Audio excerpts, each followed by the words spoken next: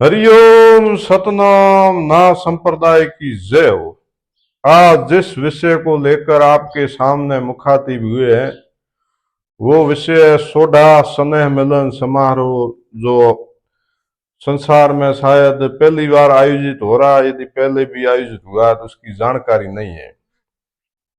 अपन इस बारे में कुछ मुख्य बिंदु इस बारे में आज मनन करेंगे कि ये समारोह क्यों हो रहा है और इसका आगे क्या प्रभाव पड़ेगा।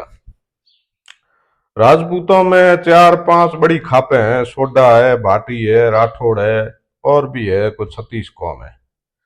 उसमें से यदि अपन आज के समय में सबसे पीड़ित, सबसे शोषित, सबसे आज के समय राजनीतिक रूप से यदि सबसे कमजोर अपन यदि खाप को माने तो आज सोडा समाज, सोडा परिवार है।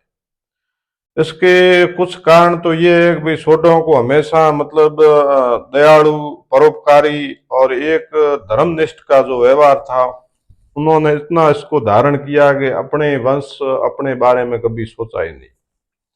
यदि आज के वर्तमान में अपन ज्ञान ग्रहण करें तो यदि राजपूत समाज में आज 40% युवा कुंवारे रह गए हैं या वीर गति प्राप्त करने की ओर भाग रहे हैं, तो उसमें भी यदि अपन सोडा परिवार या सोडा समाज की तरफ देखेंगे या उनके आंकड़ों को देखेंगे तो वहां 60% से ज्यादा आज के समय में सोडा परिवार के युवा कुंवारे हैं।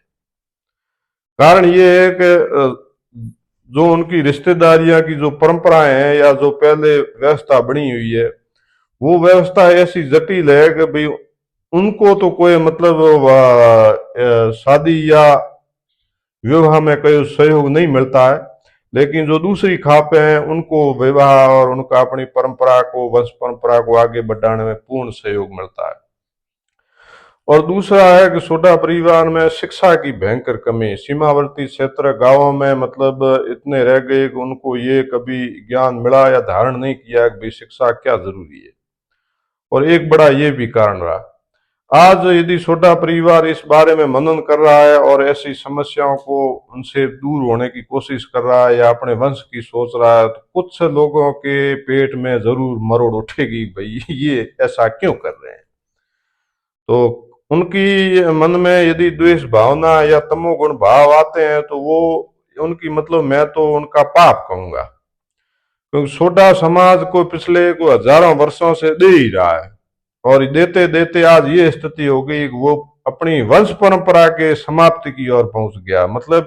100 में से आज सोडा परिवार में 60 युवा कुंवारे हैं। 60 वंश परंपरा मूल रूप से खत्म हो गई है।